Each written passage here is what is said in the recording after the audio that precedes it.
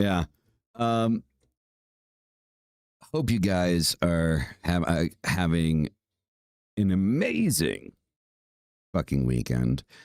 Um, welcome to the Black Mass. And as always, hail thyself, right? So good morning, good morning, good morning. A little bit of an earlier start, maybe a later start. I'm not sure. Got an interesting topic for this morning. Right? Great. So, I guess a couple of things to start out with. Um, Still in conversation or communication with Bald, trying to get EA on the show. I reached out again. I think it was a few days ago. Got his direct email. Emailed him on Friday. So I'm hoping to hear back. I'm excited about the possibility of getting EA on the show, guys. I mean, I think it's fucking cool. I hope you guys like the background and the new color scheme, right? That I'm rocking. You know, I spent my body is killing me. I spent all fucking day yesterday, like all day, like from 8:00 in the morning to probably like 8:00. Peace out, Hootless.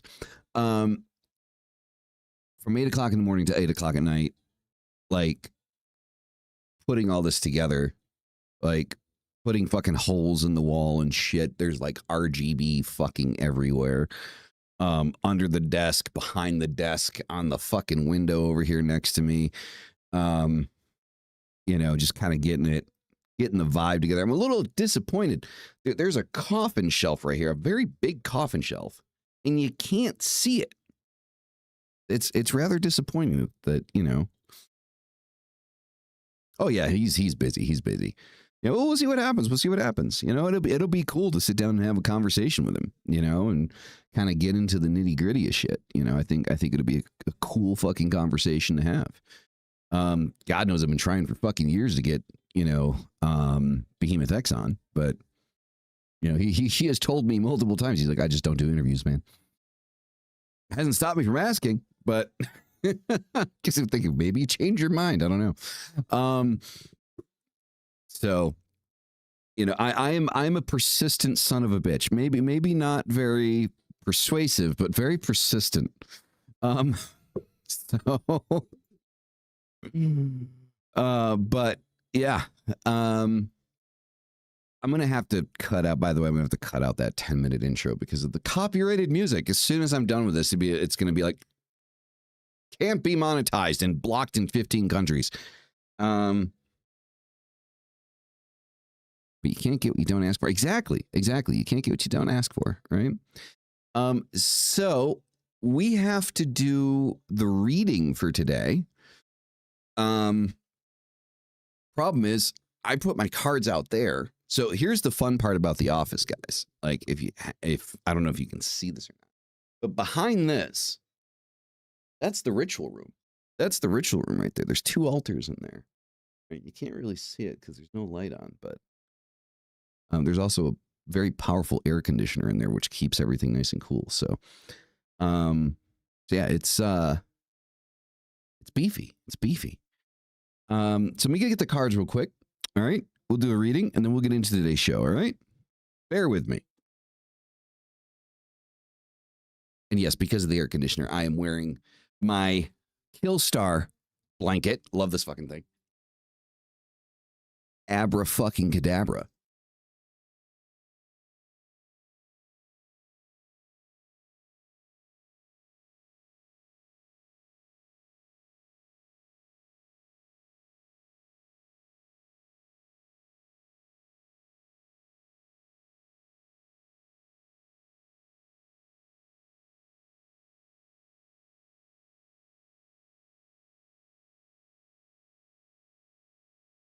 So I have this thing that the tag on the blanket has to be at the bottom. Like I can't have the tag up at the top. So like when you see me like flipping around and shit, that's why. So as always, Shadow Work and Midnight Oracle.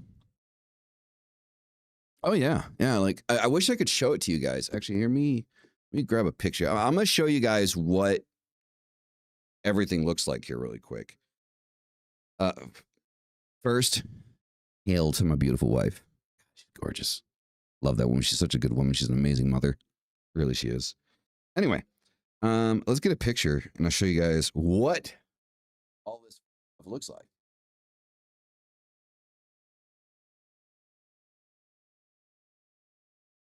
Yeah. All right. Cool. So this is what I'm looking at. Right. It's just fucking, oh, it's just amazing. I love it. I love it. Oh, yes, she is. So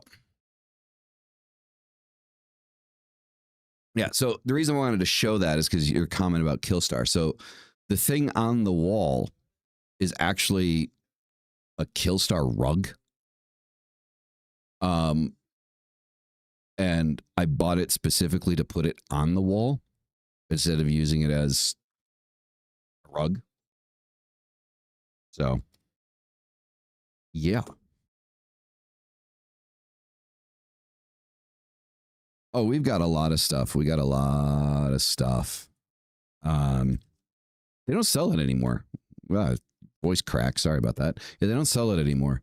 Also, like I had the absinthe glass with the pentagram on it. I had that thing for 3 years. The first time Dyra comes out, she broke the damn thing. Like 3 days. She breaks it. I was like, oh, you can't buy it anymore. She still owes me the glass. She said, I'll get you another one. It's like, you can't though. So yeah, that's all right. It's just stuff. It's just stuff. All right. So let's see what the energy is for today, shall we? Watchers in the shadows. Ooh. Fizzle Whisper. And Path of Serenity. All right. So what we're looking at here. Our first card. Focus. Our first card is the Watcher in the Shadows. Okay, so I don't do reversals when I'm reading, ever, right? So essentially here it's, remember, you have the wisdom to see what others miss. Trust your intuition, right? And let it navigate. Like, let it help you navigate situations, right? Don't forget, trust yourself, essentially, right? Like, even when things feel like they're at their darkest, they are going to shit, trust your intuition. Trust what you got going on. Okay? The next one, card that we've had a couple of times, right? The Abyssal Whisper. I always want to say the Abysmal Whisper, but it's not the Abysmal Whisper. It is the Abyssal Whisper, right? And this is another one that as we look at it, right, we're talking about fear. We're talking about our subconscious. We're talking about that thing in the back of our head that tells us, what the fuck am I doing, right? So it signifies a pull towards uncharted territories. And this ties directly into what we're talking about with the first card, is when you're in a situation, you don't know exactly what's going on. Trust yourself, right? We're heading towards some uncharted territory, but trust your intuition. That stays the same. All right. And then the last card that we're going to be looking at. Okay. Path of Serenity. Harmony, right? Flow energy, right? Yeah, things can get difficult. Things can be unknown. Things can be scary. They can be hard to deal with. But guess what? If you trust your intuition, you're coming out on top. So stop not trusting yourself. You got to trust yourself. Okay. And now the overlay cards, the shadow work deck. What can we actually do? Right? What can we actually do here? Like to ourselves.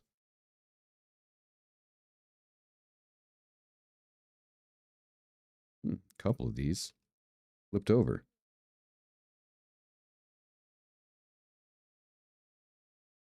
Okay, so first one, which is overlaying the Watcher in shadows. Emotional blackout, shock, freeze, response, internal collapse. Right? Exactly, Slim Lewis. What's up, man? Thank you for being a member. I hope you guys are excited because the ritual room video, you guys actually get double time on the ritual room video because the original ritual room video is done. I just need to slap on the intro and the outro, and then that's getting uploaded to the member section. But the next member video that you guys are going to get is going to be us setting up the ritual room behind us, both Dyer and I, and talking about why we're setting it up the way we're setting it up. But anyway, emotional blackout. So we talk about uncertainty. We talk about lack of trust in self, right? This is what we're talking about, right? We can emotionally black out. We can go into shock. We get afraid, right? And we stop wanting to move, right? We stop moving forward, right? Because we're afraid of the outcome. We're afraid of the lack of control, right? What follows this is an interesting one. Love isn't control. So here when we're talking about like uncharted territory, right? Attachment, fear, and misunderstanding. So here it kind of feels like we're attaching ourselves, maybe not necessarily to a person, even though with this card it definitely seems like a person, but it feels like we're attached to an idea. We're misunderstanding an idea that's in front of us. We're misunderstanding the meaning of an idea that is in front of us. Could be a person, could be something more abstract, but we're attached to something because we're afraid of the outcome. And through that, we're misunderstanding what that connection is, right? Evaluate your connections and make sure that you're treating your connections appropriately. Right. And again, this is crossing with this, right? So we're talking about unknown. We're talking about that subconscious fear creeping in, right? So we're talking about, patterns coming forward again, right? Trust your intuition about these patterns. That's the shadow work, right? Trust your intuition when it comes to these situations. That if you feel like maybe I'm a little off on this, maybe you are, and maybe you should listen to yourself, right? Exactly. And then the last one, which again, I think it's great that it crosses with the path of serenity. Your fullness is sacred. So stop attaching your wholeness to someone else, to something else, to an idea. Stop attaching you being you to something that is external to yourself. Your presence is worthy. You're worthy of your own presence. You are worthy to be present without something or someone else attached to you. And that is the serenity. That is the serenity. Be whole in yourself. So that is today's energy. I hope that helps some people out. All right, hold on a second. All right, so I ordered a dining room set. I just got a message from people that are delivering it. That's how you know it's live, people.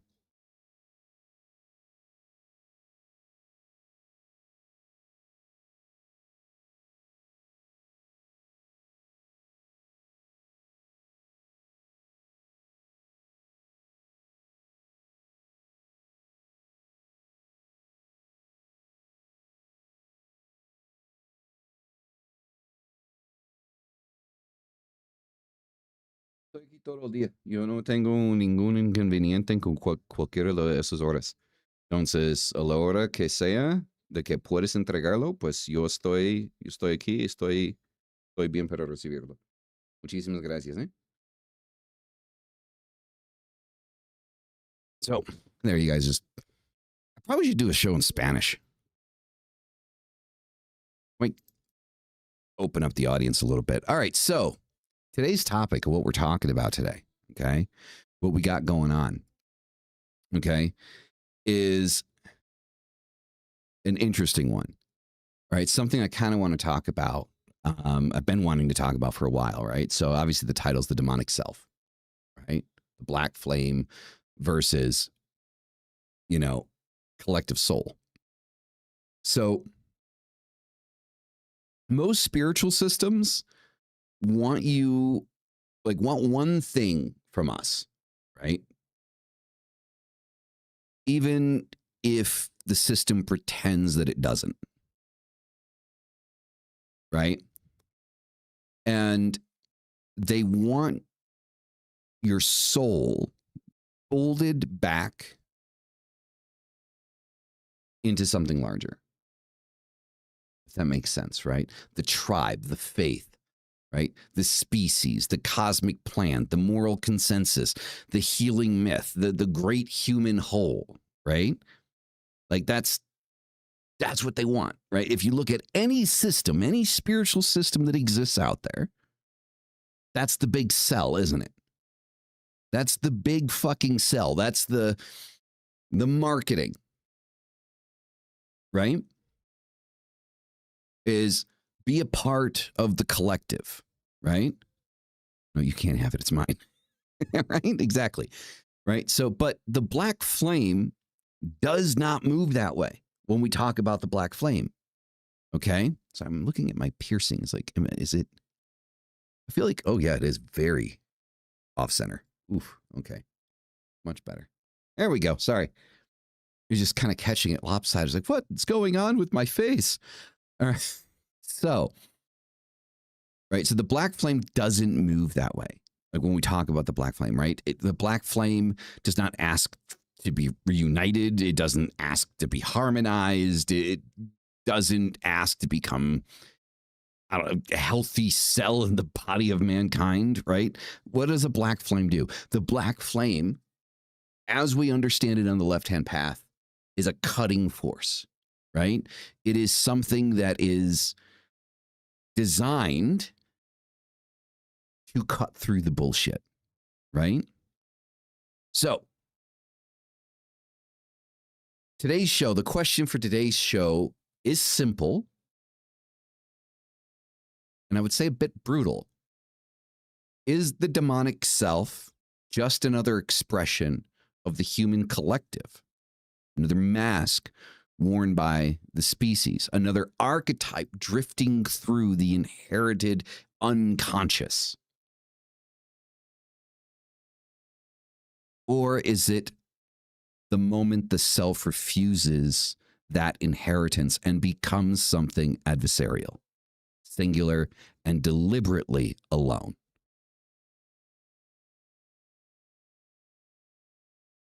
Right? Because if the black flame is real, then it's not humanity glowing together.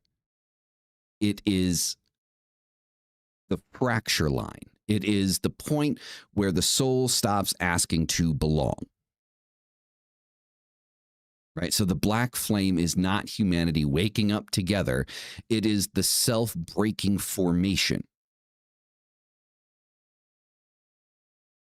Right? So before we kind of begin to speak about the demonic self, we need to define the enemy clearly. The collective soul, right? So the collective soul is the social and psychic pressure that tells the individual to belong before they become. So when I say collective soul, I am not pretending that every scholar used the exact phrase. They did not. I'm compressing several real ideas into one usable weapon here. So Durkheim argued that societies hold together through a collective consciousness, shared beliefs, and values that work internally in individuals and cause them to cooperate. Jung argued for a collective unconscious, not personal memory, but inherited psychic structure shared by humanity and populated by archetypal forms. Even mainstream definitions of individualism were shaped in contrast to the fear that the person might dissolve into the group, or in the opposite direction, threaten the group by insisting too hard on singularity. And that tension matters. So the reason why this conversation is so important, and the reason why it's so important that we frame this conversation the way we're framing it, is because we have an unhealthy habit of constantly falling into some kind of collective. The anti-collective is still a collective. The anarchist still has its own government. It still has its own governing body. I mean, break it down and let that sink in for a second. The philosophy, the concept, the idea of individualism, true individualism, is an amazing concept. It's an amazing idea. It really is. But at the end of the day, the individual is still part of the collective, some kind of collective, right? Is it something that we can actually get away from? Does something actually exist that allows us, the person, to truly be the individual? That's the question that I'm posing. I'm not saying the black flame is an answer. I'm not saying the left-hand path is an answer. That's still in and of itself a collective. The collective of people that believe in the black flame. The black flame is supposed to be something inherently individual. But when you have groups of people telling you what the black flame is and how the black flame is supposed to function, are you operating as an individual or are you operating inside of a collective? I would argue that you're operating inside of a collective, regardless of the fact that the black flame inherently is supposed to be something truly individualistic and different for each and every person that moves with it. But because of our nature, it isn't what it's supposed to be anymore, is it?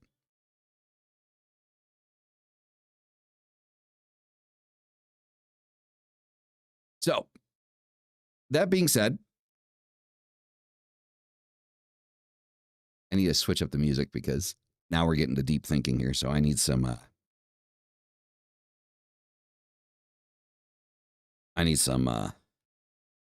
lustmord in the background for myself.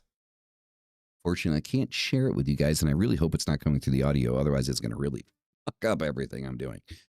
Anyway, okay, so we're talking about how these ideas have been presented throughout history, right? So the first thing, right, we're talking about our core thesis here is what we're talking about. This is the first thing we're talking about. Okay. What is wrong with this thing? So it's not telling me excellent. It's telling me that there's some type of problem with this. Okay, whatever.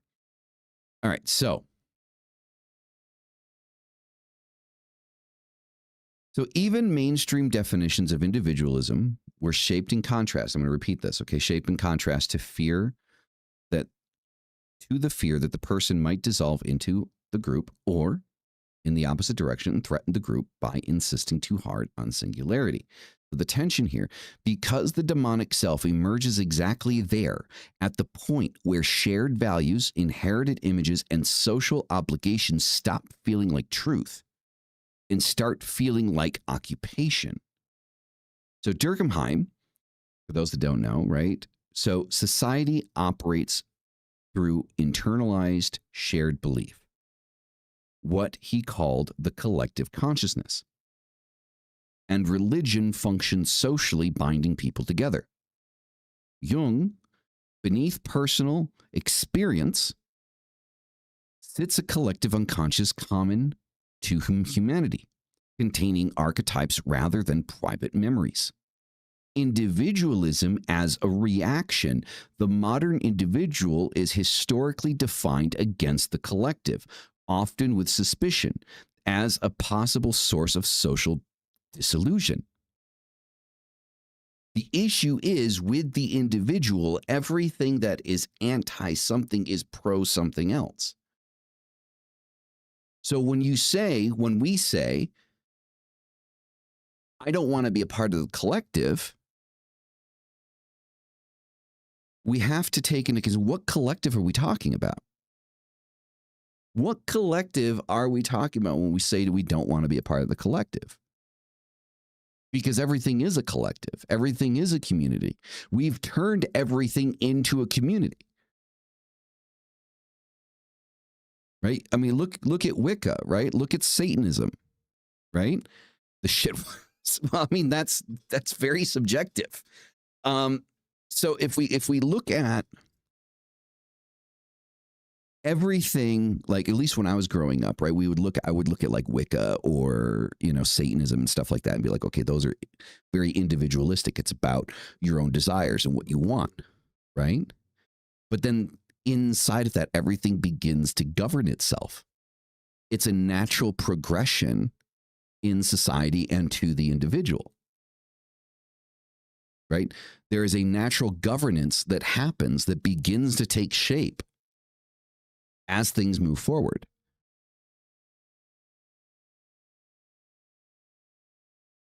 Individualism in the context of the illumination of language and culture is elusive. A true individual would not speak a collective language, such as English, would not wear common clothes, etc.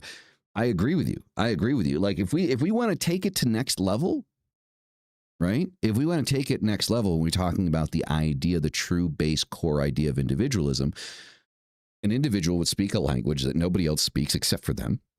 They would be the only ones that understand it, right? They wouldn't, dress, look like, or try to appear in any way, shape, or form like anyone else, right? And so one of the problems that we run into, right, when it comes to individualism, when it comes to being against the collective, for as much as I am a fan of it, capitalism. Like, I don't think that there is a better financial system out there currently that functions better than capitalism does. It has its shortfalls, of course, as does everything else. But I believe that, I believe in capitalism and I like capitalism. But capitalism is detrimental to the individual. Capitalism is detrimental to the individual because capitalism is about making something marketable, right? If there's enough people that believe something, is good for them, it inherently becomes marketable, right? Like, businesses don't give a shit about religious morality, right? Why do you think that, there's entire businesses based around dark demonic imagery, right? Because it fucking sells, right? You get enough angsty 15-year-olds, that save up their lunch money. Guess what? You're making fucking sales, right? That's why Trip is a thing. It's why lip service is a thing. It's why Killstar is a thing, right? Right? You want to be punk, you want to be goth, but at the same time you want luxury? Oh, right? Killstar. What's their fucking tagline? Occult luxury. Like, that's the fucking tagline of Killstar.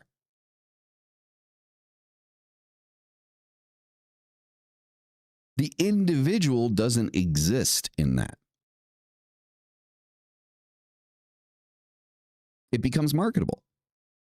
If something is marketable, if something can be sold, it will be sold. It's that simple. Like, people want to be punk, but want to look like every other punk. Exactly. Or like the whole goth thing, right? Like, one of the most goth things you can do is find some like old dingy fucking shit at Goodwill and hack the fuck out of it and turn it into your own thing. Nobody wants to do that though, do they? They want to, have it pre-made and say, look at me, I'm goth, One of the things I always thought was funny about Killstar, at least old Killstar stuff, not the stuff that they're producing now, but like when Killstar first came out, there was definitely a hard leaning kind of like a cult vibe to it. And there's always like a lot of like, there's inherently a lot of occult imagery, right?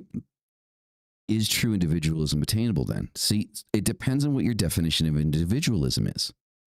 And again, it depends on your definition of individualism, right? So individually, each one of us is a part of a different type of collective, right? We inherently will always be a part of some kind of collective, right? I like heavy metal music. I like dubstep. I like being creative. Guess what? All of those things have in and of themselves their own collective, right? I like grunge art. Has its own collective, right? I'm a podcaster. That has its own collective. I'm an occultist. That has its own collective. Does that mean that I am inherently a part of said collective? By being said thing, I am in some way connected to that collective, but that doesn't mean I need to interject or define myself by said collective. And that's where the individual comes in.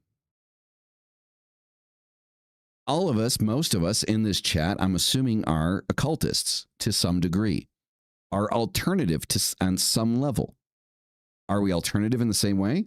The exact same way? No. Are we occultists in the exact same way? No. Are we a part of a collective together? By being a community here on this show, you're a part of a collective. But it depends on what the collective is asking of you. So the initial argument of what we're bringing in here, right, is what most religions ask for. Right? They want you to be a part of something, to be ruled, to be controlled. Right? It's the inherent problem, that the reason why a lot of people in the occult community today complain about Wicca, complain about, LaVeyan Satanism, because of the nature of it, where it feels like organized religion, where 20, 30 years ago it didn't. Right? But it does now.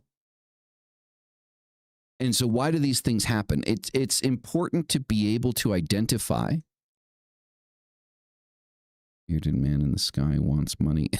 And our power souls us. Yeah.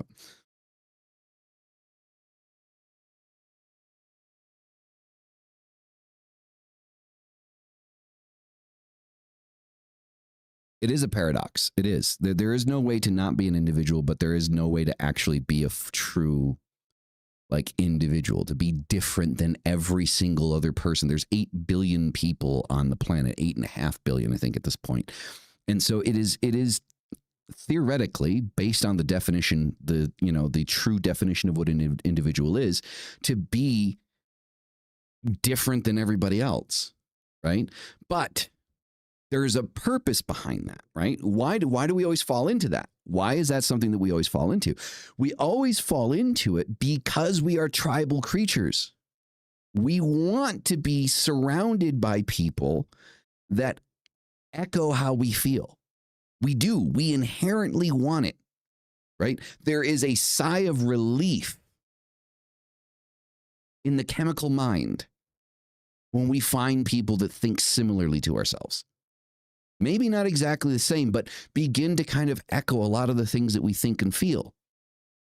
There's a chemical sigh in the mind that happens when we find that.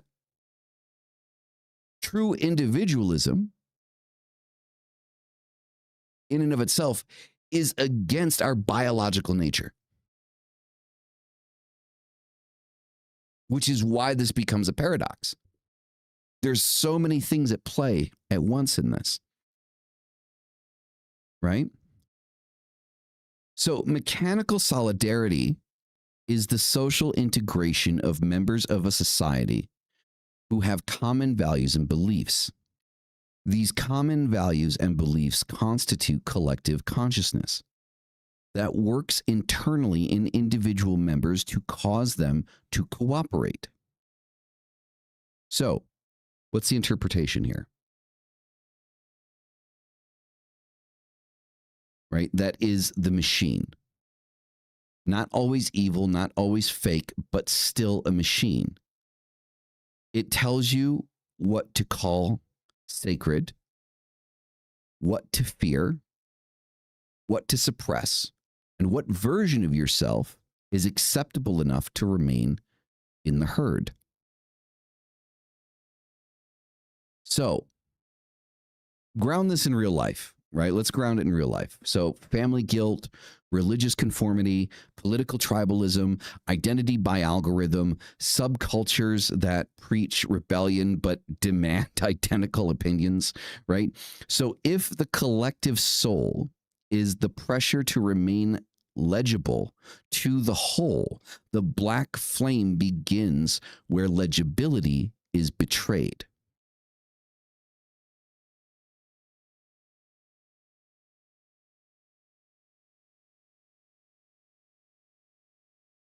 That is exactly it, Lewis. That is exactly it. So I want to read your question out loud here. So is that tribal inclination encoded in our DNA, the body, and the move toward being an individual, the evolution of the black flame? That is exactly what it is. That is exactly what we're talking about. Now, the individualism that we're talking about, though, is on a significantly deeper level, right? And it needs to be individualistic. Now, we need to pay attention to the semantics here. And as much as I hate the conversation of semantics, we do have to pay attention to the semantics. Individualistic, individualism, individual. The root word obviously is the same, but what we're talking about is slightly different, right? So the individual would be the person, a single person. Individualism would be the collective idea of what an individual is, right? As in any other ism, right? And individualistic would be the behavior of individualism to the individual. So the black flame must remain inherently individualistic by emulating what it is to be an individual to that individual, to the person, right? So that level of what we're talking about is to say the personal aspects that one deals with in and of themselves.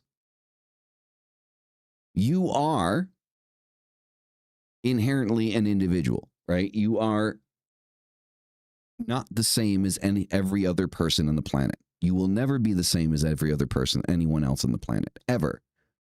That is what makes you an individual. However, when something hurts us, when something comes in, right, this kind of builds on the trauma model. So when something comes in from the exterior, right, could be religion, could be, a physical threat, could be something like a virus, could be any one of those things, right? What happens is there's an inherent want and desire to pull away from that. And that is what we call removing ourselves from the collective.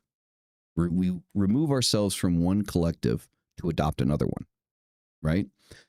So when we were kids, at least me, right? I'm pushing 40 here, right? So could be someone else's trauma causing trauma. Yeah. 100%. You can be traumatized by someone else's trauma, right? I mean, it's a fucking rabbit hole and a half, but yeah, 100%. 100% you can. Right? So what happens is, I'll speak from personal experience here, right? So when I was a kid when I was a teenager, right? Religion really kind of fucked me up. Like, you know, Christianity, Catholicism, that really fucked me up. And I really gravitated hard towards music culture, like, and especially shit like Nine Inch Nails and Marilyn Manson at the time. So like industrial metal, all of that stuff. And for me at the time, Marilyn Manson was kind of like the big, you know, the big poster child for being an individual or individualism. But in and of itself, right? I mean, obviously, a child's mind can't comprehend like things at the level or depth that we're talking about them today. But at the time, for me, you know, emulating Marilyn Manson was me being myself. But it wasn't, was it? It was me trying to be like Marilyn Manson because Marilyn Manson, to me, appeared to be the definition of freedom, of personal, emotional, and spiritual freedom. Not being tied down to the ideas and concepts of everything that existed around me at the time. And a lot of that, I still have a lot of that ingrained in me, right? There's a lot of that still there, still present. You can still see it with me, you know, painting my nails black. And sometimes I'll throw on eyeliner, the piercings, the tattoos, you know, all that stuff. I promise you, I did. This is my logo, by the way. Like, I did not put this on my hand because Manson has the sigil of Lucifer on his hand. I actually didn't know he had it on his hand until after I got this done. So yeah, I guess cool coincidence there. But I've had people bring, oh, why you got the same tattoo as Marilyn Manson? It's like, no, that's not why I did it, but whatever. Funny how freedom is told to us to be bad or evil. Yeah, exactly. Well, I mean, freedom is considered bad or evil because it's free will, right? So the thing is if you think about it, so it's that basis, the basis of calling, right? Calling like free choice bad or evil, like that type of freedom, like making a choice that's outside of the norm of one collective. The reason that happens, right, is because free will, if you look at it biblically, free will is given to people to make the wrong choice, right? So the right choice is the choice that the Bible wants you to make, and the wrong choice is everything else. But you still have that choice. But any choice that you make that is outside of the purview of what the Bible says is okay is inherently bad or evil because it isn't the choice that the organization wants you to make, right? And it is a perfect control tactic. Because here's the thing.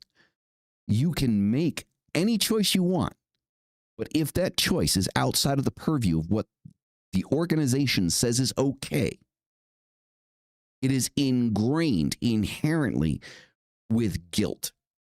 You need to feel guilty for everything that you do that is outside of that purview, right? And if you go back to like the 50s and the 60s and the 70s and all that shit, right? Sex outside of marriage, guilt. Masturbation, guilt, right? Being gay, guilt, right? You know, having a kid out of wedlock, guilt, right? The entire structure is perfectly designed to make you feel like a piece of shit for any choice and decision that you make that God the Father or Jesus the Son wouldn't agree with. It's perfect. It is perfectly designed to make you live a life feeling like a piece of shit for being a human being, right? It is the basis of saying you have been designed to have these desires, to have these wants, to have these needs, right? But if you are to fulfill any of them, you are wrong, you're evil, and you are damned. Because your nature is sin. And to sin is to be out of the presence of God. And to be out of the presence of God is to live in hell. Perfectly designed. It's perfectly designed. It's perfect fucking psychology. It really is, especially for the time. And the fact that it still fucking works. Right? Then you add into it the love potion number 9 fucking shit to it, right? Which is you need to try to convert anyone that doesn't believe what you believe because you're saving them, that by being an irritating fucking prick, you're saving souls. It inevitably guarantees its own self-production. Right? It reproduces. You don't even need the church to fucking push it. The fucking people that believe it are just, they're out there pushing it. Some are worse than others, but they all do it. Find God, find Jesus. Christ is King. Jesus is the answer. Lord Savior.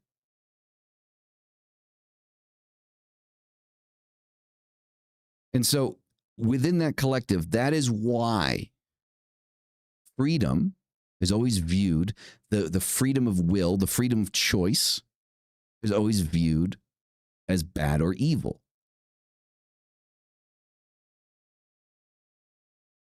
Lord Savior of assholes.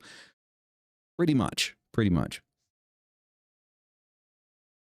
But that's where that comes in. It's a perfect fucking system. And it's what pulls us away. And here's the thing. Most people that want to make their own choices and want to live their life the way that they want to live their life probably wouldn't lean towards, religiously speaking or spiritually speaking, wouldn't lean towards the left-hand path. They wouldn't lean towards Satanism. They wouldn't lean towards demonolatry or any of those types of things. The inherent reason why most people that break away from the church lean into or begin at some point to lean into what you see in front of you today is because of the fact that what we want and what we desire is labeled as evil. So what do? We begin to look and research into, well, if what I want is evil, what does evil look like? And it becomes attractive. It becomes alluring. It becomes desirable. And that is where everything that exists today becomes marketable. And capitalism pushes it. And hence the death of the individual.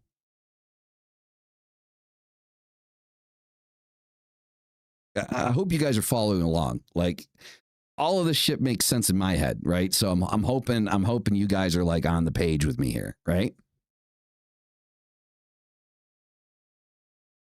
So the next part, the deep dive here, right? So the demonic self is not merely individualism. That would be too cheap.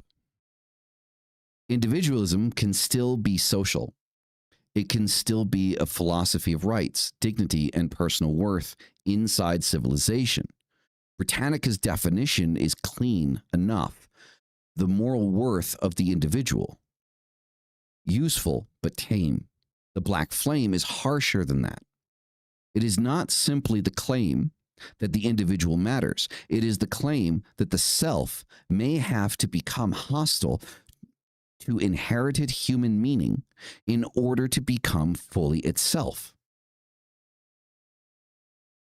This is where Stirner becomes useful. He described a radical, egotistic alternative in which individual autonomy might flourish. And he attacks oppressive institutions and religious modes of thought that dominate the person. That is not yet demonology, but is still a blade worth stealing. Because the demonic self is not asking permission to be recognized as a healthy individual, it is declaring war on every false universal that tries to own it. Paranormal Witch, welcome. How's it going?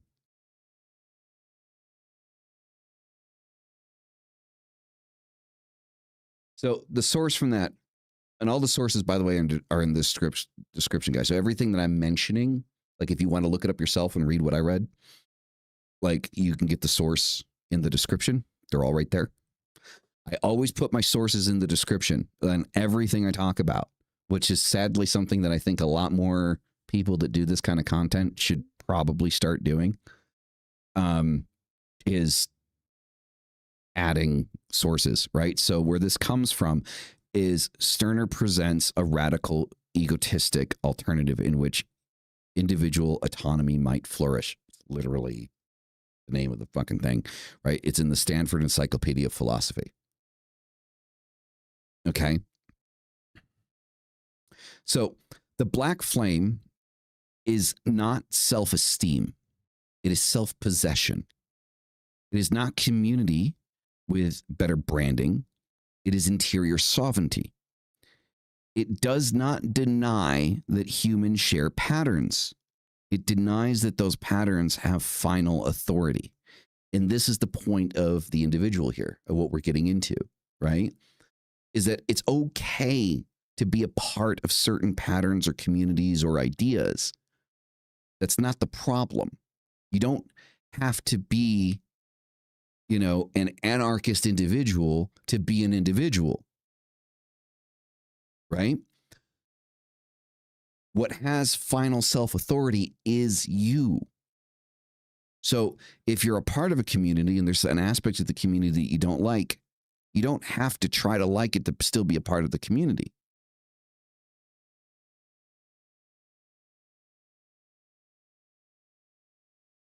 We're the regulars. Hey, I am so proud that I have like a regular audience. Like I am so proud that like and happy and like of you guys. Like every time, like I don't need, like I've said this a million times, like do I want the show to grow? Do I want there to be maybe hundreds of people in here? Yeah, sure. But you know, having that, you guys as the core, like you guys will always be, you know, like the fucking family, right? You're my demons. Like, you know. Well, I appreciate that. Thank you. So yeah, like I have no complaints whatsoever. Like, you know, I am thrilled to see you guys fucking every day, every time I do this. So now, how does all of this, how does what we're talking about like have a modern application? Where's the modern application to this, right? So today this shows up in people who leave systems, then rebuild the same prison with softer language. It's one thing we see it happening a lot in today's society. They reject church, then kneel to audience capture. They reject dogma, then live by discourse. They reject social judgment, then beg the internet to certify their identity, right? So the creators who become brands instead of selves, right? The occult communities that reward sameness while preaching liberation, right? So question would be, are you becoming, or are you just choosing a different choir robe?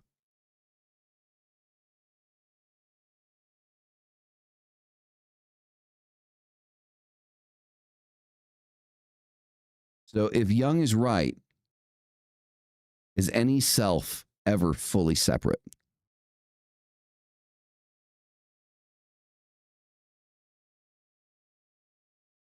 Who knows? So Jung's collective unconscious complicates the whole thing. He did not say the human being is born as an empty private chamber. He said there are inherited structures, archetypes, and primordial patterns. It forms deeper than biography. So that matters because the demonic self cannot honestly claim to be free of the human field altogether. This is important. It still dreams in symbols. It still bleeds through ancestral images. It still meets masks older than memory. But Jung also gives us a door out, individuation, the movement toward becoming a distinct self. Here is where the demonic reading sharpens the blade beyond Jung. Individuation seeks wholeness. The black flame seeks sovereignty, even at the price of rupture. Wholeness asks, how do I integrate what I am? The demonic asks, what must I sever to become unowned?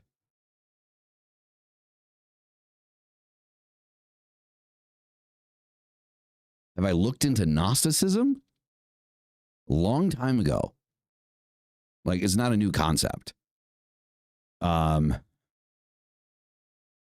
that was like right around the time, like, so that would have been when I was about 15, 16, so 20 plus years ago. Yeah, about 23, 24 years ago, roughly. And that would be around the time I was heavy into reading the Kabbalah, the Bible, the Quran, right?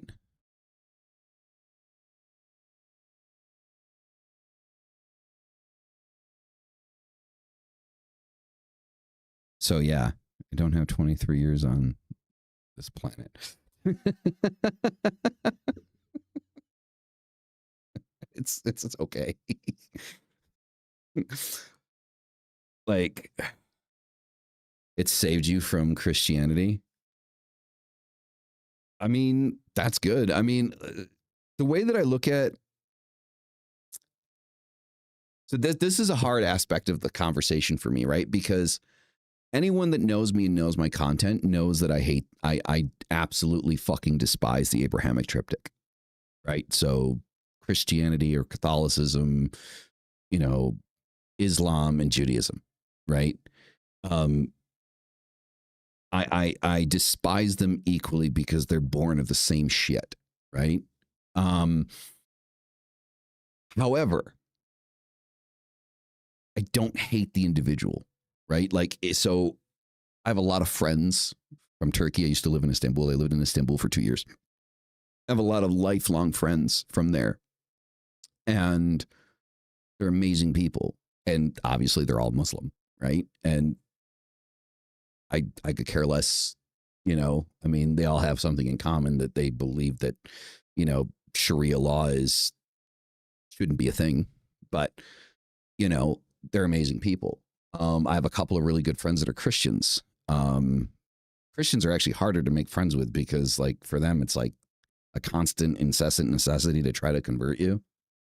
And it's just kind of like, what the fuck, dude? It's just like, you know, but there's a few that I have like really good conversations with. I don't care that they're Christian. And unfortunately, my only claim on the Jewish side of things is I used to date a Jew. And, you know, no hate for the person being Jewish. But my thing is if you find something, you know, as an individual that is fulfilling to you, then I am proud of you, because that is something that most people spend their entire lives looking for and never find, right? The problem happens or becomes when you take that which fulfills you and try to assume that that's going to fulfill everybody else, and everybody else needs to think the way that you do. And then you go down that road of getting into everybody else's shit, right? So that's kind of like where my stance on it is, right? Oh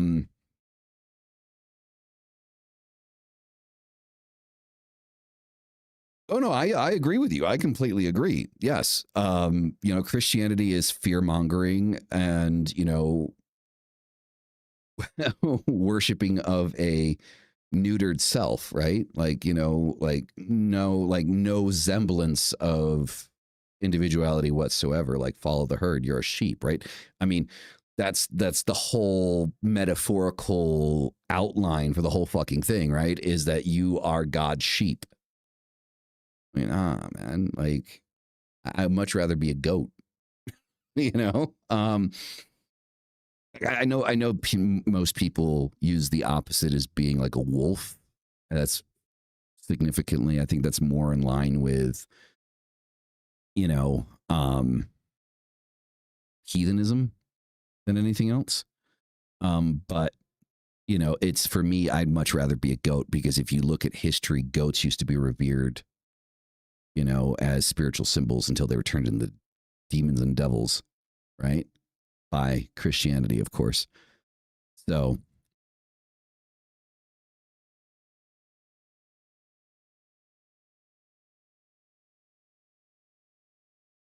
worship of the neutered self as a descriptor of Christianity is on point. I mean, that's what it is, right? So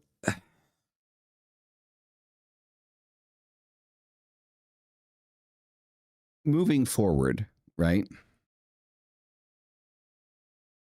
About, the door out that Jung gave us, right? So Jung gave us like individuation, right? So with the demonic self, or the demonic asks, what must I sever to become unowned, right? So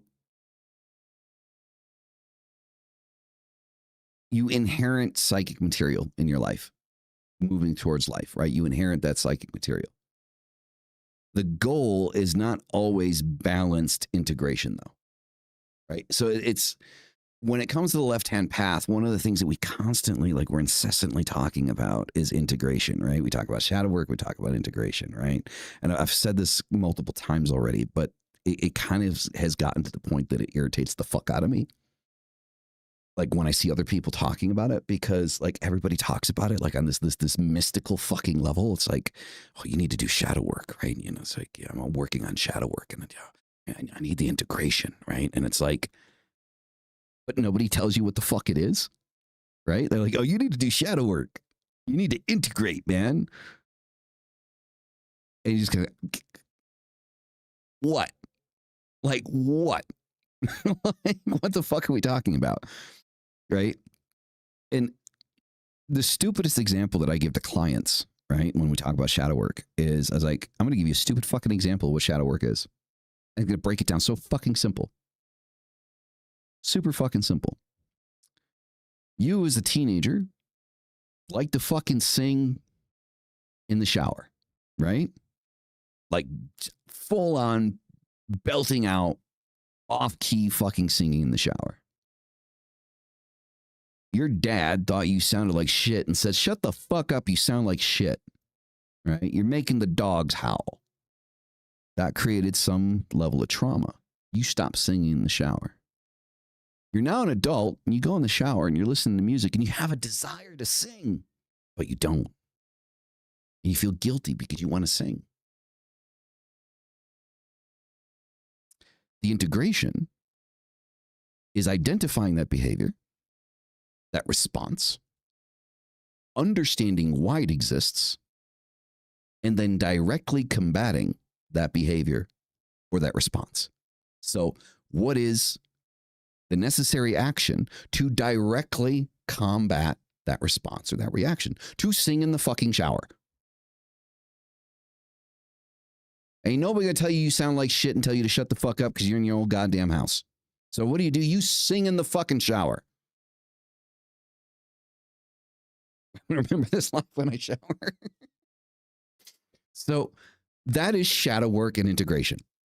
That is a simple, super simple, oversimplified breakdown of what shadow work and integration is. It isn't some fucking mystical concept, right?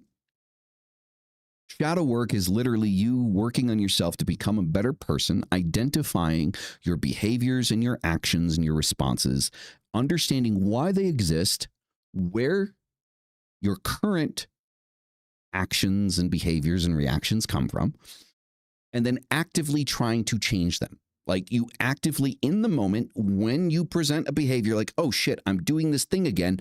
And then you change it.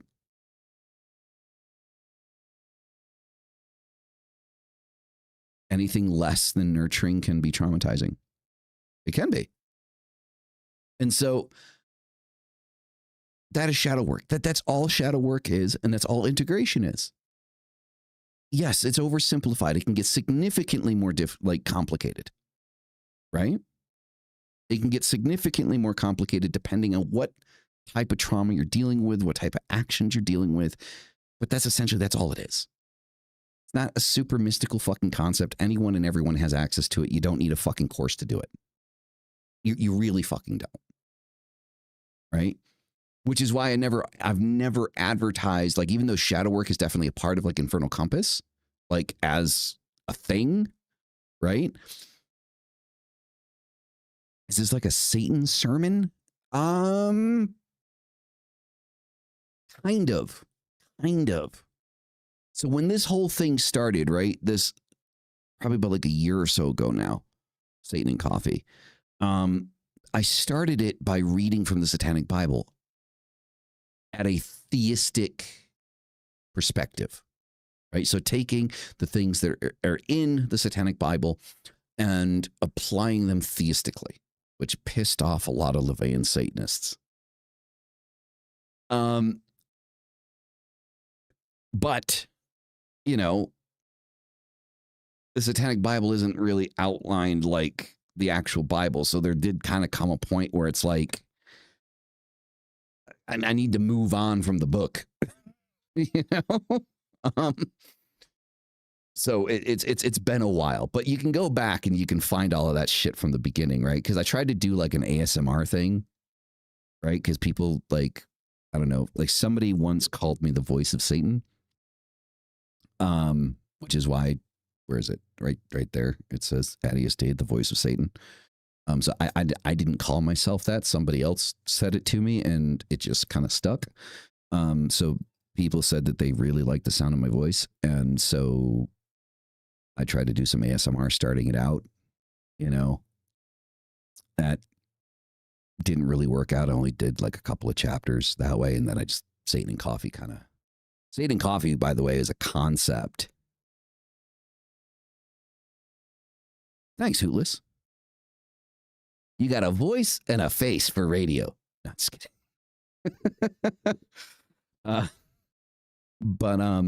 So Satan and Coffee was a concept that I created probably about 10 years ago, right? Like, so I think Mixer was still around. Like, so I was doing a web show. I wouldn't even call it a fucking podcast. I was doing a web show on Mixer.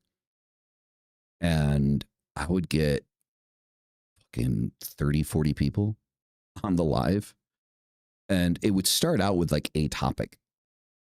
And then it would just degrade into I don't know what the fuck.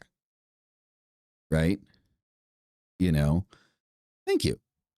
And it was probably the most, considering the fact that not many people did web shows on Mixer at the time, so it was probably like the most popular web show on Mixer because fuck, I think we were topping out at like 2,000-3,000 people watching the fucking thing. I mean, chat would just fly. Like it would literally get to a point where I would just kind of sit back and just let the show happen. Like I was completely uninvolved after about like 20 minutes. And so Satan and Coffee was supposed to be a more refined kind of like podcast experience, but it never got off the ground. Like I never even did a first episode of it. I had a logo for it and stuff like that. And, you know, I started Apocrypha, which was originally the Malice experience because I used to go by Mr. Malice. Mixer is like a website that was kind of like Twitch, right? It was owned by Microsoft. It used to be called Beam before that. And so I started the Malice experience and then I changed it to Apocrypha. And then I still wanted to do a show that was just like me, but I didn't want to call it the Malice experience because I felt like I was ripping off like, you know, Joe Rogan too much. And then I remembered I was going through like all my old designs and stuff like that, stuff that I have in the cloud that's been up there for years. And I ran across the logo for Satan and Coffee. And I was like, okay, let's do this. And boom, about a year ago, Satan and Coffee was born.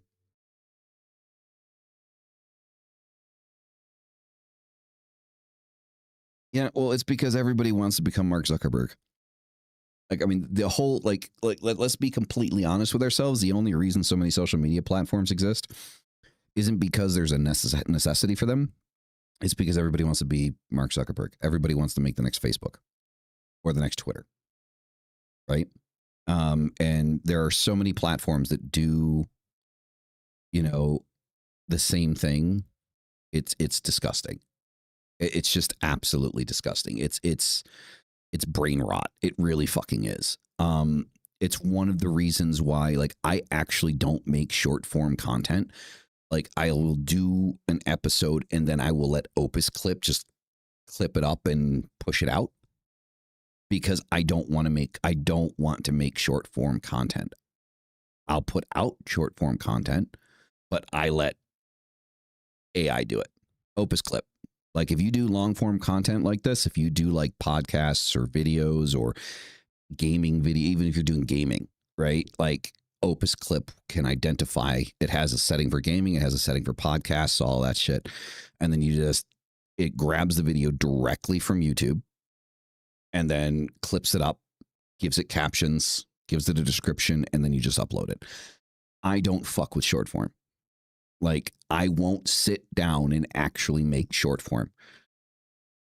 Right? Like, I'll do like still posts. Like, I did one the other day, which was just like kind of like the structure of Infernal Compass LLC, like the division breakdown of the business for Dyer and I uploaded that. But that's the most I'll do. Like, anything that you see, like that's clips from this, I'm not sitting down for 2-3 hours creating clips. I let AI do it. And then I upload it. I don't even look at it. Like, so there can be repeated ones. There can be ones that make no fucking sense. I don't care. Like, I don't care. Like, I put it up there and I let people hash it out for themselves. And I find it absolutely hilarious that the amount of people that have the attention span of a fucking goldfish that will watch a clip that I upload and think that that is the entirety of the conversation, right? Like, they will not make the effort to come here to YouTube and watch the entire thing to get the full context of the conversation. It blows my fucking mind. Like, it really does. So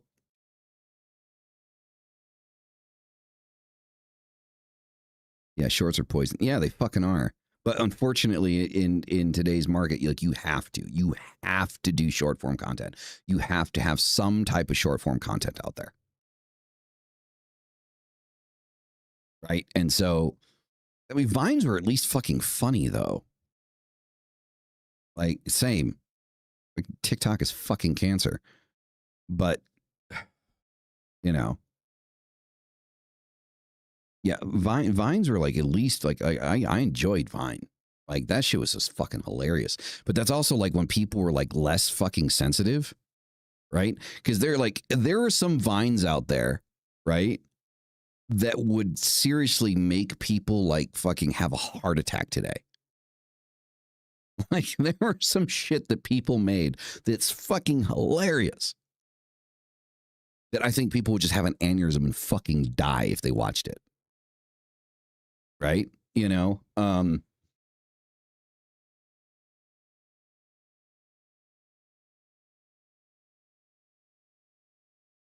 ass, not assessment.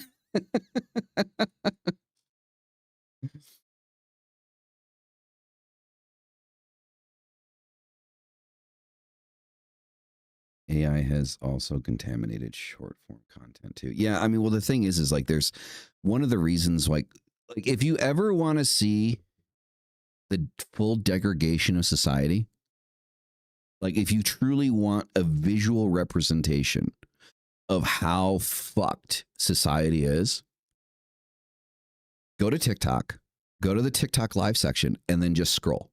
Don't watch anything. Just scroll. Just scroll it. Right?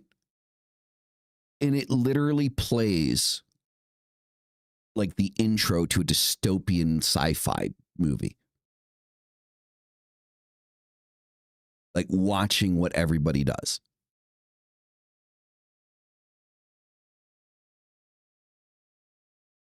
Better for you, stranger, better for you. But like, if you ever really do want to, like, you know, see like the effect that social media has on people, especially short form content, do that. Fuck, you could do it on Instagram, right? You go to Instagram Reels and just do the same fucking thing, right? Or like the lives, go through, just it's the same shit.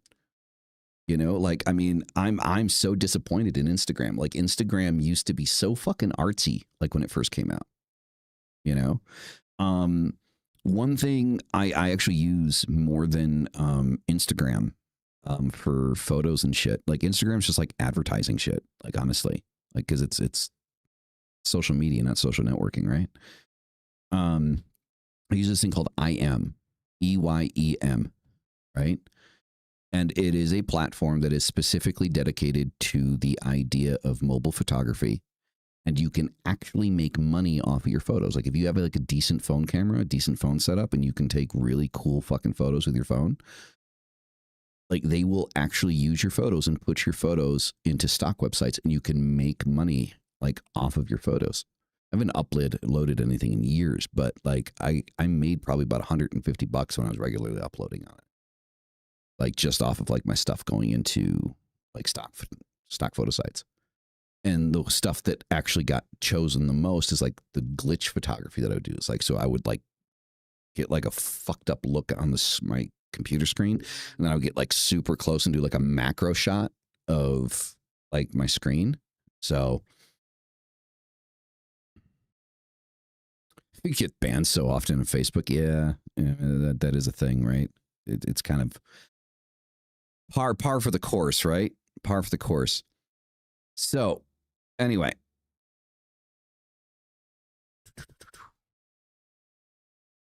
moving forward.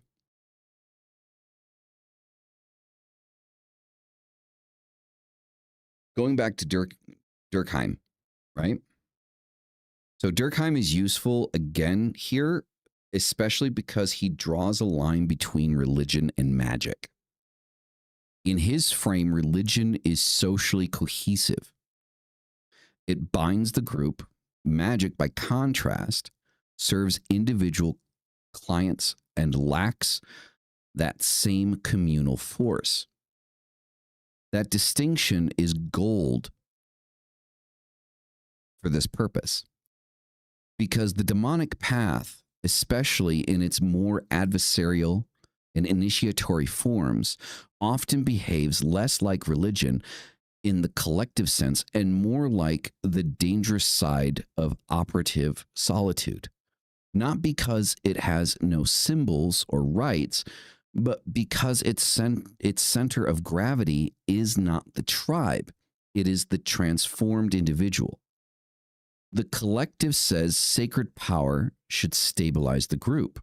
The black flame says sacred power may be used to separate, sharpen, and individuate beyond the group's tolerance. So Durkheim argued that magical rites were performed on behalf of individual clients and lacked the socially cohesive significance of religion proper. So religion gathers, magic isolates. The demonic current radicalizes that isolation into a path of self-authorship.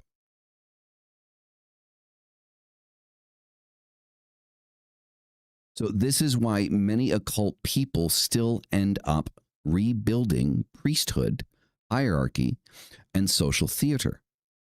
Solitary confrontation is harder. No applause, no tribe, no borrowed certainty. So why solitary rites scare people more than communal ritual is because one of the aspects that I think a lot of people have a hard time with when it comes to the occult in general is working alone. So a lot of people like to popularize it or like to sensationalize it. And like you probably have heard the phrase lone wolf, right? Popping up all over the place, right? I'm a lone wolf, which I think is laughable, honestly. But it's also true to a certain degree. We are capable of working rights within a group or a coven or something like that. But the part that gets missed when we talk about magic, when we talk about how we, get the results that we get, it isn't about the demon, the entity, the god, the goddess. It's not about that. It's about your own focus. It's about you using your energy to manipulate the energy around you.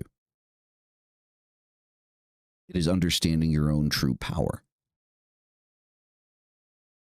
And for some reason, in modern occultism, we've completely lost this, right?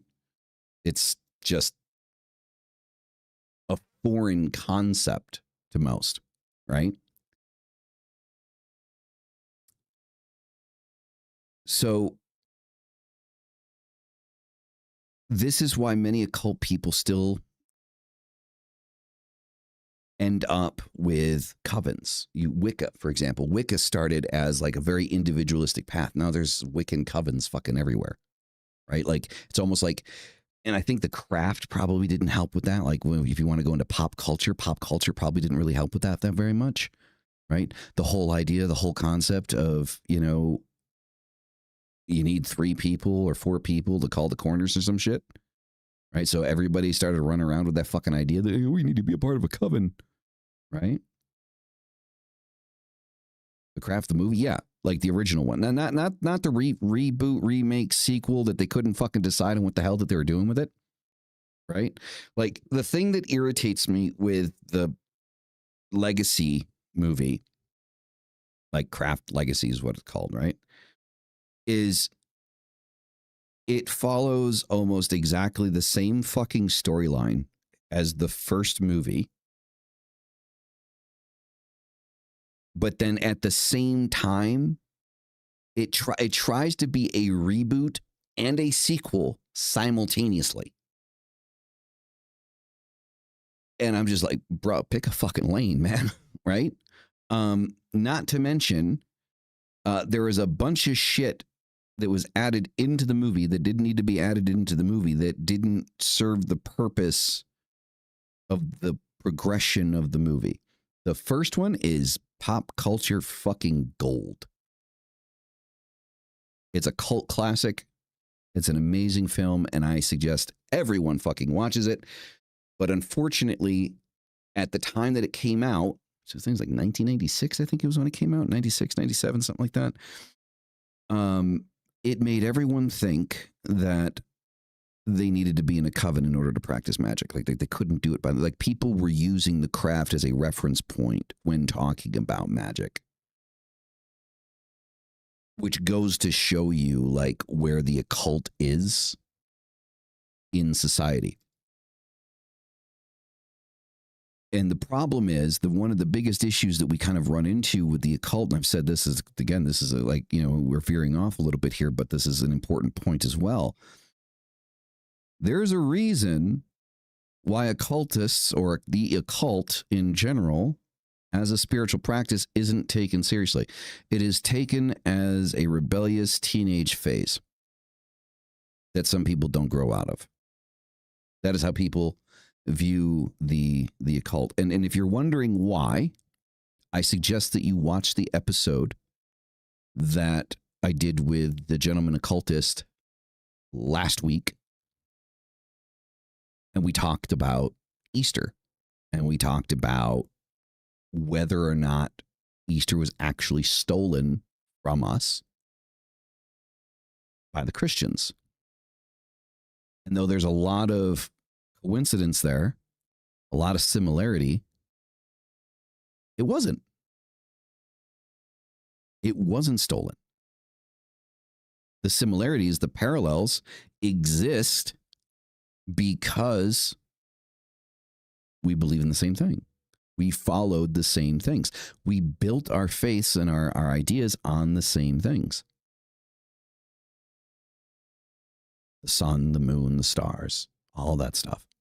The movement of the seasons was all built on the same thing, which is why there's those similarities exist.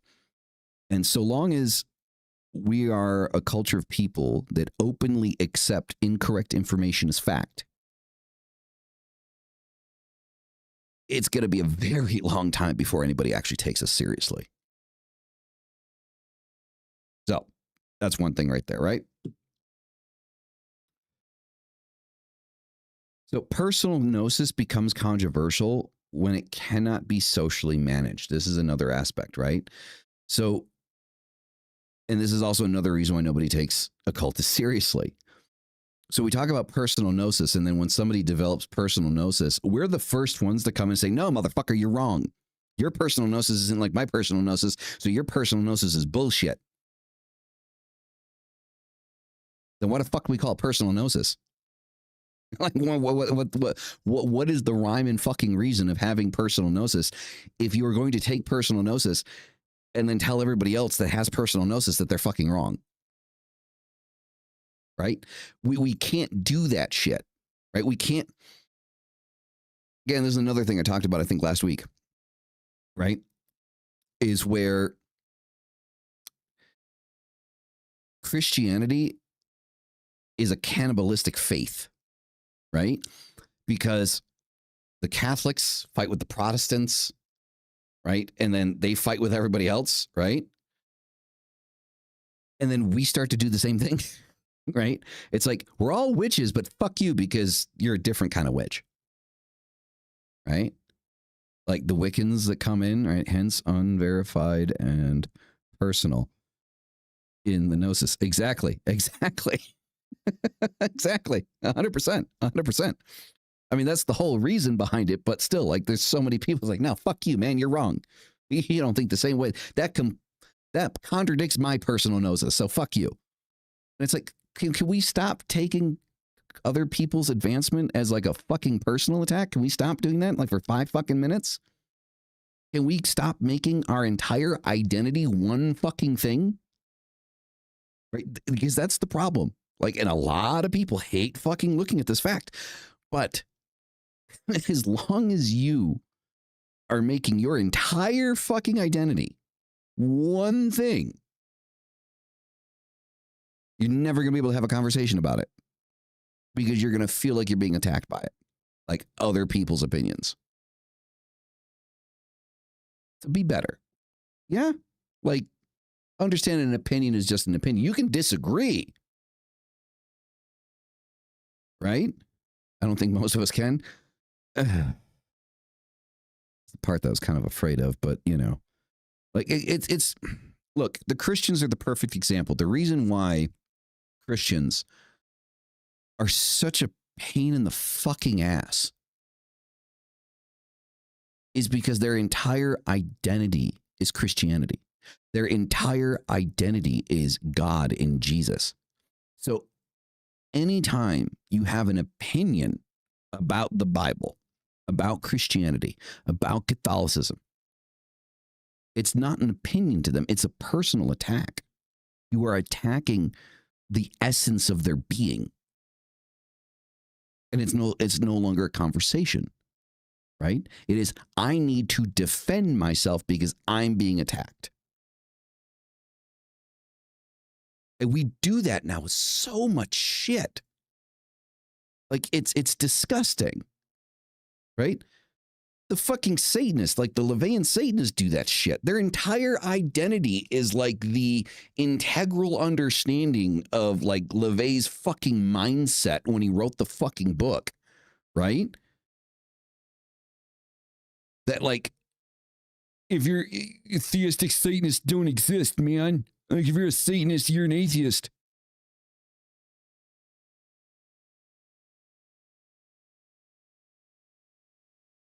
Satanism isn't an adjective.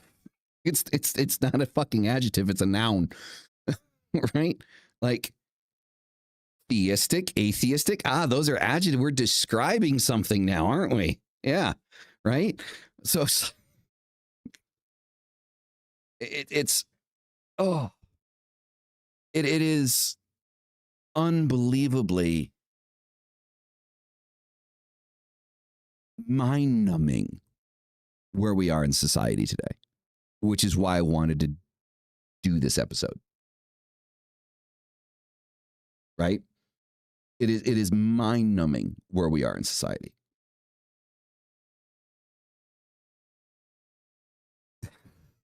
I'm sorry, like I'm just thinking about this shit. It really does. It legitimately irritates the fuck out of me.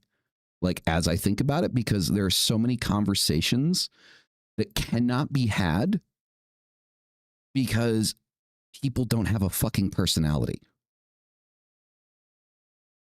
Like I am so many things. I'm not just the host of Satan and Coffee or a co-host for Apocrypha, right? Or, you know,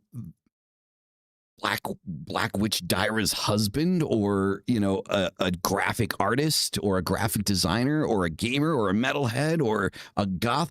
Like I'm not just one of these things. Like I'm all of these things simultaneously, in part and in whole. But not one thing, not one of those single things is a whole definition of who I am. And so if you have an opinion on who or what I am, or an aspect of who I am, or what I like, or what I'm into, I'm not going to get pissed or upset about it. Like, you're entitled to your fucking opinion. Go for it. Tell me what you think. I'm entitled to disagree. You know, but I'm not going to be like, no, fuck you, man. Like, why? I'm almost 40. Like, I've been doing this shit for over 20 fucking years. Like, I'm still here. Right? I'd like to think that the podcast is fairly successful. Right? It has some monicum of success to it. Right? I'd like to think that I'm not a complete fucking moron.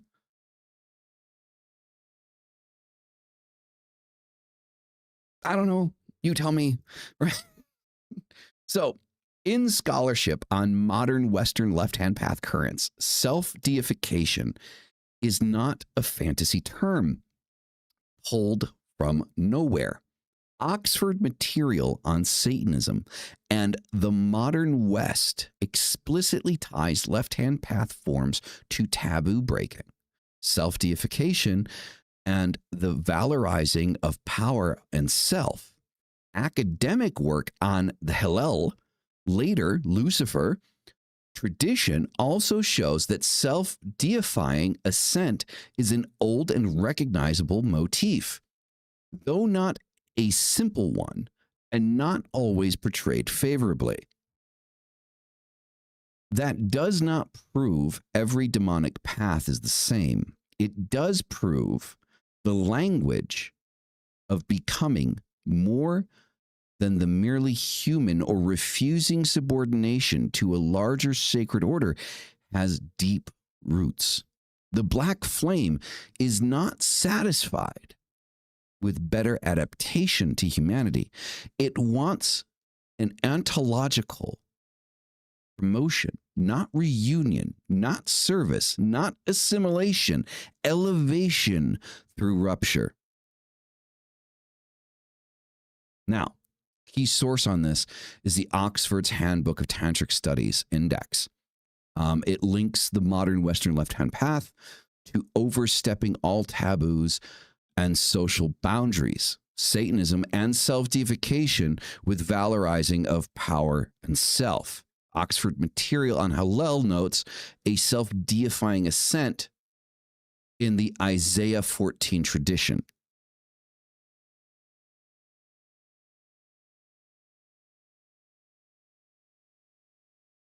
You have some people you can actually have adult conversations with.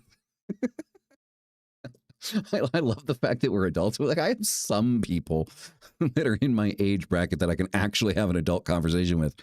like I've mentioned this a million times, like the whole politics thing, like fucking like that was like the first disintegration point, right? Because like I remember I've always been that person that like there's a buddy of mine when I was younger, his name's Steve, and we would pull out a bottle of scotch and some ice, and we would sit there for like 4 hours, 5 hours more, drinking scotch and screaming at each other over politics. And then when we're done with the bottle, we'd pack it up, go to the couch and play Xbox. We'd play Halo for like the next 2-3 hours. Still best friends. Like, for me, that was political discussion back in the day. Right? Now it's like anything but, right? Like it's like you're immediately slapped with a label, like if you're, you know, anything but one other thing, right? Like, yeah, it's like fucking hell, man. It's like, what the fuck, dude? It's like, I mean, that's how you grow, right? Like if somebody disagrees with you politically, like, or socially or whatever, right? You have that conversation. Yeah, it might be a cringe conversation. You're like, how the fuck does this person think this way? But you take that part of it and you're like, okay, well, maybe I should present this person with some new information. And maybe they can present me with some new information. And maybe between the information that they present and the information that I present, we can find a fucking middle ground. Oh, wow, what a fucking concept. Fuck's sake. I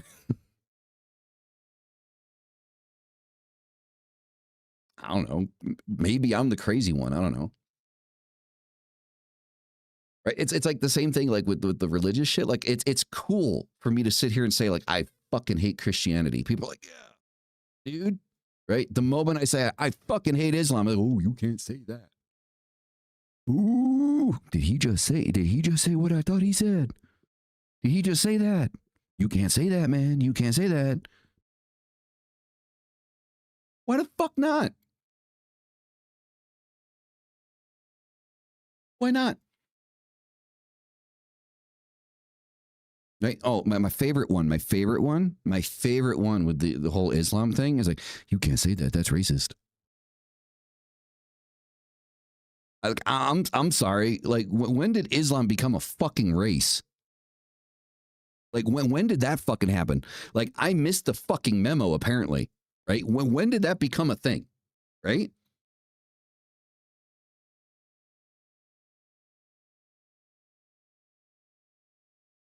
My brain hurts just thinking about it.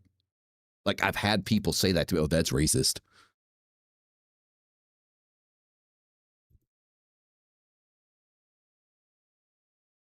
Are you sure? Do we have the same definition on what race is? Because I'd like to see yours. Because I don't think it matches mine. Dude.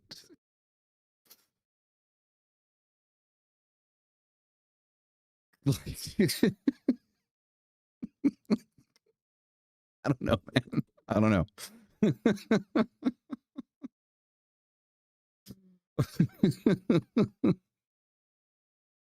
It is way. Dude, I've read the Quran more than once. Like, I mean, both are bad, but Islam takes the fucking cake, bro. Like there is some shit that like I've read in there, and I'm just like, bro, really? Like no, nobody sat there and said, dude, what the fuck? Like they're just like, yeah, like me, man. Oh shit. Oh yeah, I mean, same thing, same thing. I mean, Christianity, Islam, Judaism, like there's a reason. Like, so when I say the Abrahamic triptych, all of it is bullshit and fucking horrible. Right? Fuck. The Jews would have killed your ass if you wore purple on a Thursday. Like, I mean, that's not a direct quote. I'm making that shit up. But like there were rules about like what you were supposed to wear, eat, and shit like that for like every day of the fucking week. Right. And if you stepped out of that line, like, you know, sucks to be you, man. Like, so yeah, no, right. Like, oh no, fucking hell. All right. Anyway, continue on, right? So self-deification here does not mean childish ego inflation. This is important, right? It means refusing to remain metaphysically subordinate, right? It is not, I am special, right? It is, I will not belong to the order that named me small, right? That's the important takeaway here, right? This is where weak people fake grandeur and strong people accept cost. Real sovereignty is expensive. It costs belonging, innocence, excuses, and often comfort. Right? And there is a difference between narcissism and sovereignty. A lot of narcissists will think themselves sovereign. They're not. Okay? And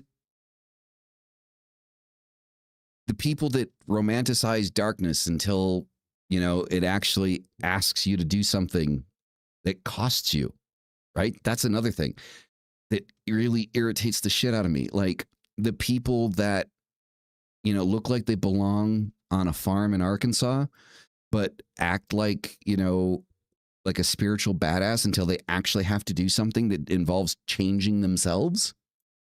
Right? It's like this unfounded romanticization of like, oh yeah, I worship demons, man. But do you? Do you really? And this is where like I'm coming off like I'm trying to make a new thing here, the demonic self. Right? The demonic self. Is it actually like I'm a demon? No, it's not. Though I'm sure some jackass out there will say so. Right? I'm possessed by Belial. No, you're not. I promise you that you're not. He didn't crawl up your ass last night. It didn't happen. Trust me. But the demonic self is the self that is sovereign at all costs. That is the demonic self. Why do we use the term demonic? Because it's catchy. No, it's self-guidance. Daemon, from the ancient Greek, guiding spirit, right? The demonic self, self-guidance. Light bulbs. Like, right? Oh, you're just being edgy, man. No, there's logic. Get an education. Oh,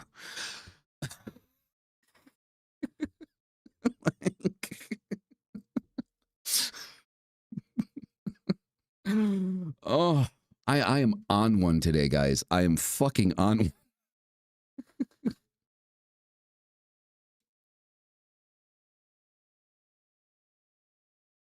Thank you, Rose Rising. Can I just call you Rose? Be easier.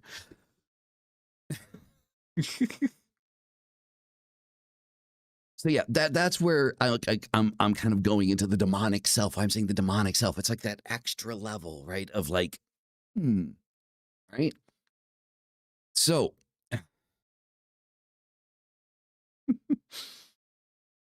oh, so why the adversarial current is not rebellion for style. This is important. This is so important. The adversarial current, right? So when people, a lot of people, I don't know why, but a lot of people like to quote or say that they've read Michael Ford's shit when it comes to Luciferianism, and it's very evident that they haven't. Right? But anyway, when we talk about the adversarial current, the adversarial path, right? Most people treat it like, hunk for the modern teenager. No, that's not what it is, right? The adversarial current isn't being a fucking asshole for being an asshole's sake, right? The adversarial current is understanding what hurts you and what helps you. Being adversarial doesn't necessarily mean being combative. Another light bulb, right? Most people look at the adversarial current, the adversarial path, and say, ooh, I'm against fucking everything, right? Like, I'm the anti-man.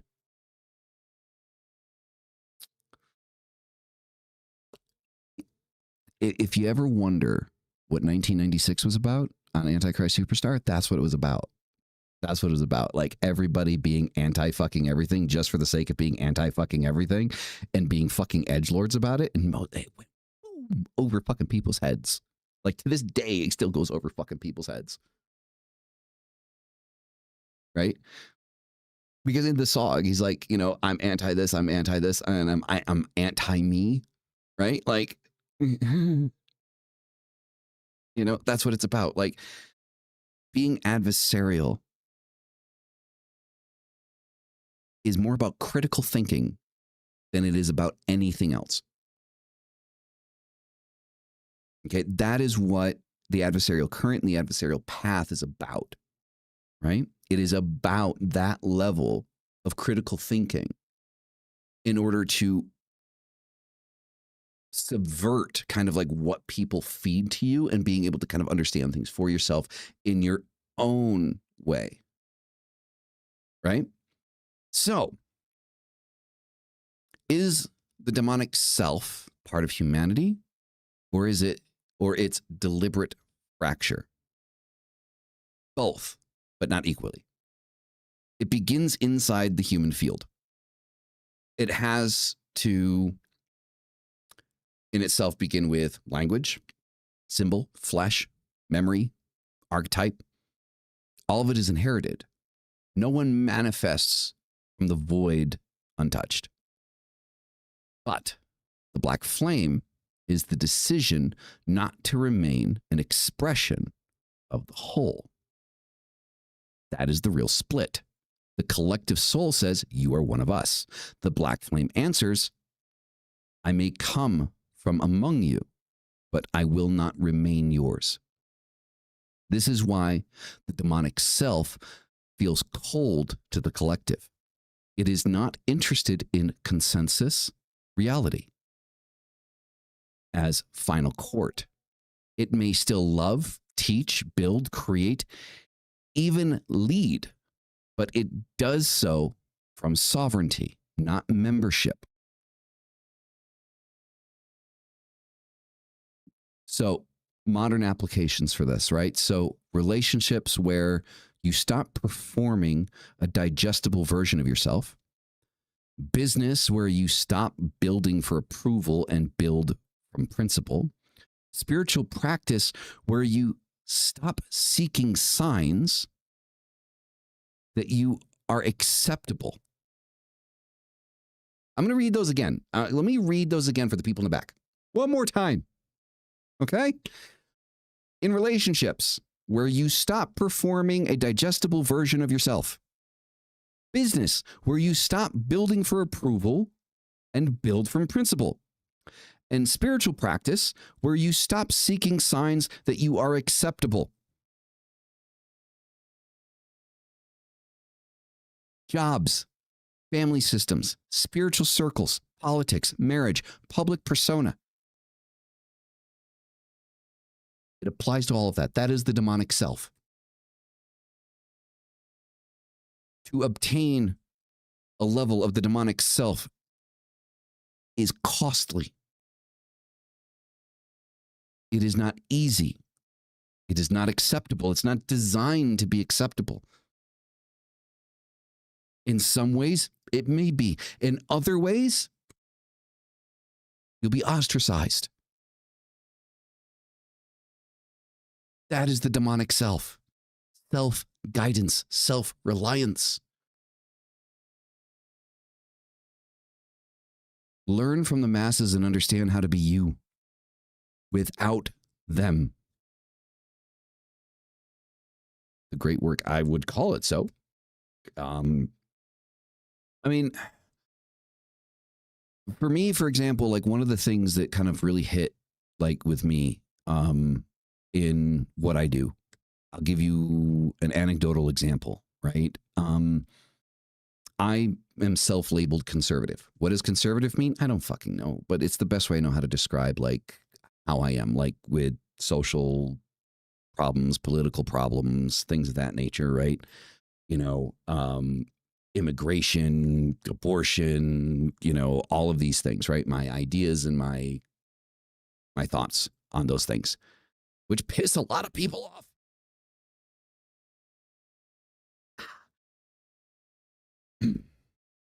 But I'm also, am I pro-trans? I don't give a shit what people do in their own lives, man. Like, I really don't. Like, I've talked about it with Mystic before. It's like, I don't think it's pro or like anti. Like, I'm not, just do your thing. Just don't bring kids into it. Like that's my big thing. Like kids, man. Like, you know, let the parents, you know, do their thing, right? Like, you're talking about major shit. You know what I mean? And I'm open to hearing other ideas on it, right? Like, I mean, that's another thing too. Like I'm open to the science. Like, this isn't just like a moral objection. It's like, if I'm wrong, I'm wrong, right? But let's have a conversation. I'm fucking like, yeah, fuck you. You're this, you're that. Like, fucking talk to me. Like, if you've got fucking shit to present, then present it and let's have that conversation. I am totally open to changing my opinions on shit. If my argument or my ideas or my thoughts or my opinions can't stand on their own based on the information that somebody else presents, guess what? I need to change my opinion. It's not a fucking hard thing to do, but this is what happens when you don't like take a subject and make it your fucking identity, right? My identity isn't how I feel about this shit. It's just how I feel about it in the moment. It's an opinion. It's an idea based on the information that I have in front of me. If there's more information, guess what? Let's have that conversation. Right? You know? I don't know. But so anyway, I consider myself conservative in a lot of ways.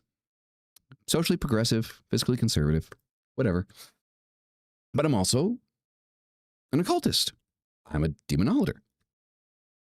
In the amount of people that tell me that I can't be both of these things at the same time, like, it's just fucking ridiculous, right? You can't be that. You can't be goth. You can't be an occultist. You can't be a demonologer. You can't be a Luciferian. You can't be a Satanist. You can't be any of those things because you think this way.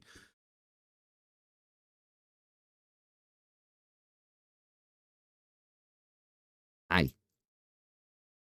My name's Adius, and I'm a conservative occultist. Nice to make your acquaintance. I exist, regardless of you telling me whether or not I can. Like, you know, it's just like one of those fucking things, right? But no, I will never tell another human being that like they can't do something that they want to do. Like, if you were over the age of 18, it's your life. If that's what you need to do it. Like, you know, I don't fucking care. Live and let live, man. Right? Like, I'm not trying to change your mind. Like, and that's also like another thing about the whole conservative thing, right? Like, I don't want you to think the way I do. Like, I don't want you to have my opinions. Any of you. Anyone in the audience right now or anyone watching this later, I don't want you to think how I think. I don't want you to believe the things I believe. I don't want that. I don't fucking care what you believe, what you do, what you don't do, right? Like, I don't care. Like, if it fulfills you and you're happy, go for it. Like, literally, live and let fucking live. The problem is everything's become like a fucking Catholic fight, right? Like, no, you need to think the way that I think, right? You know, And I'm just like, why? Like, if you want to have a conversation with me, cool. But like, I don't want you to think the way that I think. Like the only person in my life that it matters whether or not we're in agreement on certain things is my wife. That's it. Not even my fucking kids. Like, it's just Dyra. That's the only person that it matters to me whether or not we agree on something. And if we don't, we have that conversation and we find a middle ground. Everyone else, like, bro, I practice the 3 Fs. You know what the 3 Fs are? If you're not feeding me, financing me, or fucking me, I don't give a fuck what you think about me or how I live my life. And nor should you give a shit about what anyone else thinks about what the fuck you're doing. Like, bro, like, I mean, that's it. Critical thinking and respect, which seems to be asking too much. It is. Right? I mean, but that's it. That's, yeah, nothing else. It's not complicated, you know? Anyway, the final part here that I want to talk about, right? The synthesis. So the collective soul is old, older than our opinions, older than our moral language, older than our social reflexes. It lives in the herd instinct, in inherited symbols, in the pressure of ritual belonging, in every voice that says your highest purpose is to fit inside a greater whole. The black flame is the refusal. Not the refusal to interact, not the refusal to love, not the refusal to build, the refusal to dissolve. That is the difference. The demonic self is not anti-human because it hates people. It is anti-absorption.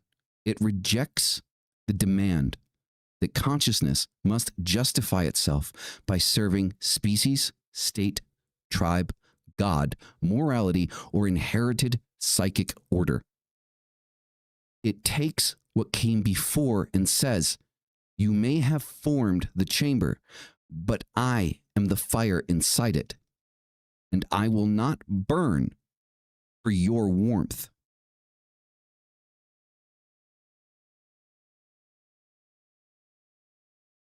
That is the demonic self. That is the all-encompassing idea of the demonic self and the difference between the black flame and the collective soul.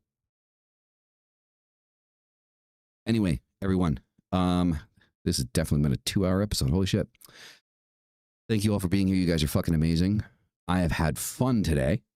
And I'm waiting for the comments on this one. Oh boy. Anyway, you guys are fucking amazing. You're the reason I do this. And as always, hail thy fucking self. And I'll see you in the next one. Peace the fuck out, everybody.